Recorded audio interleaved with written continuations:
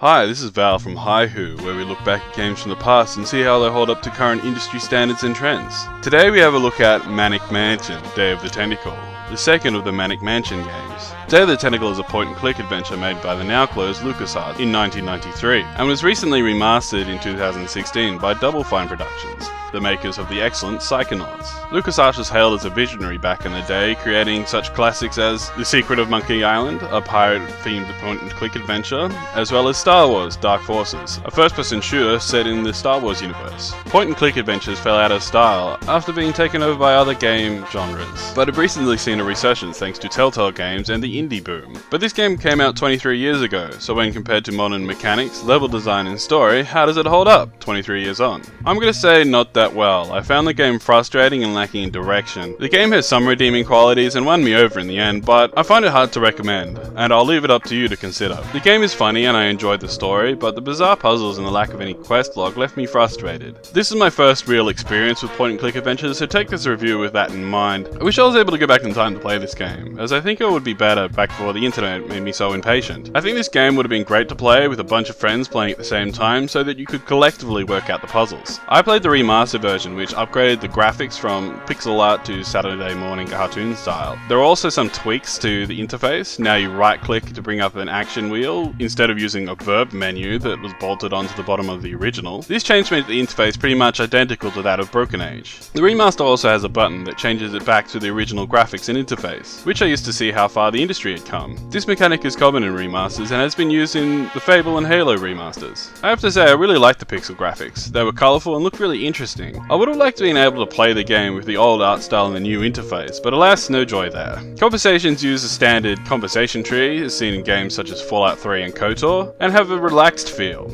Unlike Telltale games, where I feel under pressure as if the rest of the game rests on the decision that I've made, even though it usually doesn't. As a result, you are able to enjoy the absurdity of the situation. As with most point-and-click adventures, Day of the Tentacle is a story-focused game, and the story is delightfully convoluted, so bear with me. It starts with Purple Tentacle, a monster/lab assistant created by the mad scientist Dr. Fred, drinking some kind of industrial waste, giving him penguin flipper arms and a vastly increased intelligence. He then feels like he can take on the world.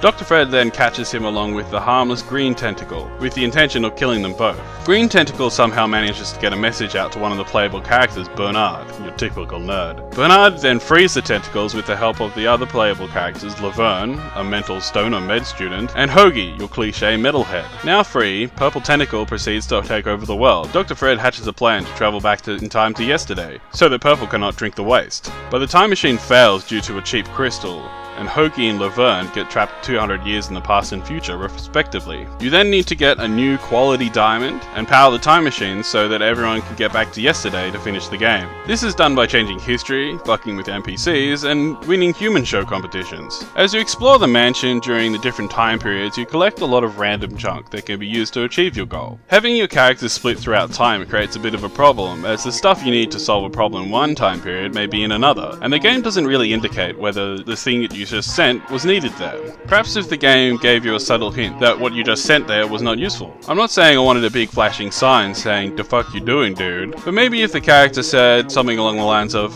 "Oh, it's a thing."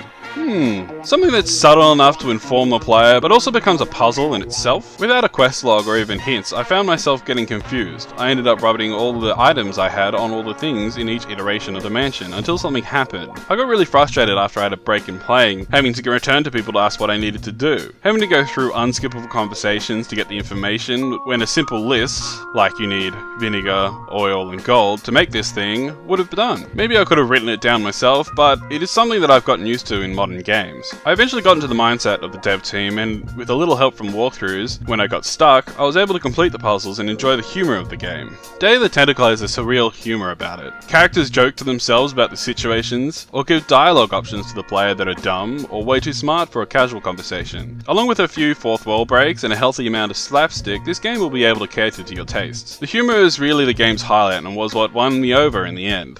In terms of characters, they are all really well developed. Each character has a combination conversation option that matches their identity, such as Bernard talking philosophy with a dude who's trying to kill himself. The devs also did a good job in matching the voice actors to the characters. For example, Hoagie talks like Bill and Ted from Bill and Ted's Excellent Adventures. Each of the playable characters also has a walk animation that matches their personality.